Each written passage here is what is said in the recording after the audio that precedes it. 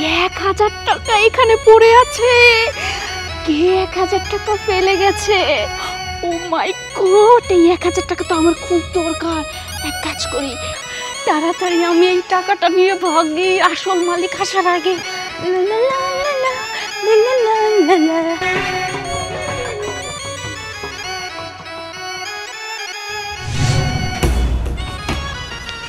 এখন আসছে না। সরি, একটু দেরি হয়ে গেছে। আচ্ছা, তুমি বুঝতে পারতেছো না এখানে কতক্ষণ ধরে ওয়েট করতেছি, একা একা বোরিং হয়ে যাচ্ছে। আচ্ছা ঠিক আছে, তুমি যেহেতু বোরিং হয়ে গেছো, তোমাকে ঠান্ডা করার মতো ওষুধ কিন্তু আমার কাছে আছে। কি জিনিস আছে শুনি? তোমার কাছে কি জিনিসটা আছে ঠান্ডা করার জন্য? এই যে দেখো, আমি না আসার সময় আমাদের বাড়ির সামনে 1000 টাকা পেয়েছি। এই টাকা দিয়ে আমরা ঘুরতে যাব, ওখানে গিয়ে কিছু খাবো। নাও। কই দেখি দেখি। বাহ বাহ বাহ। এই তুমি কি লক্ষ্য করেছো এই টাকাটার মধ্যে সুতো বাঁধা?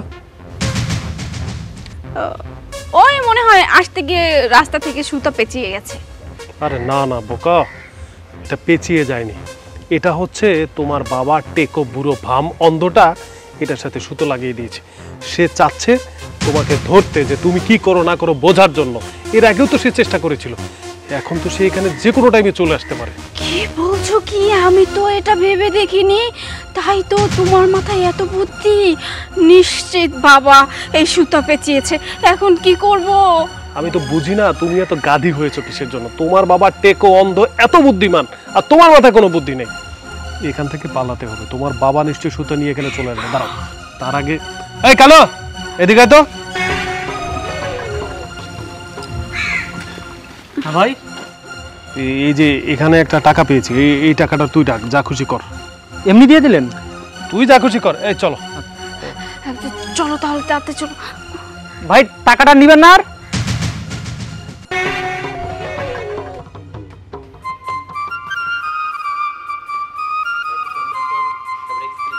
এক্সকিউজ মি, আশেপাশে কি কেউ আছেন? জি আঙ্কেল, বলেন। আচ্ছা, একটু দেখবেন এখানে 1000 টাকার একটি নোট পড়ে আছে কিনা। কই না তো, এখানে তো কোনো টাকা টাকা কিছুই তো পড়ে নাই। ও আচ্ছা, টাকা নেই না। আচ্ছা, কষ্ট করে একটু দেখুন তো এখানে একটা সুতা আছে কিনা। হ্যাঁ, একটা সুতা আছে এখানে। আচ্ছা আচ্ছা, বাবা আমাকে একটু যদি সুতাটা হাতে দিতেন। হ্যাঁ হ্যাঁ, ঠিক আছে, দিচ্ছি। এই যে নেন। আপনাকে অনেক ধন্যবাদ, কষ্ট দিলাম আপনাকে। আচ্ছা ঠিক আছে, আসি। আসসালামু আলাইকুম। আমি আমি অন্ধ বলে রোজ রোজ আমার মেয়েটা আমাকে ফাঁকি দেয়। কোথায় যায় কি করে আমি কিচ্ছু জানি না। আজকে আমাকে যে করে হোক এটা বের করতে হবে, মেয়েটা আমার কোথায় যায়। আর আর এই পদ্ধতিটাই আমার কাজে লাগবে মেয়েটাকে বের করতে।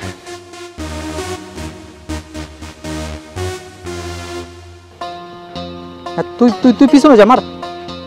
আরে বেটা, পিছন থেকে মার। আরে মার না, জোরে মার। গুলি কর, গুলি কর।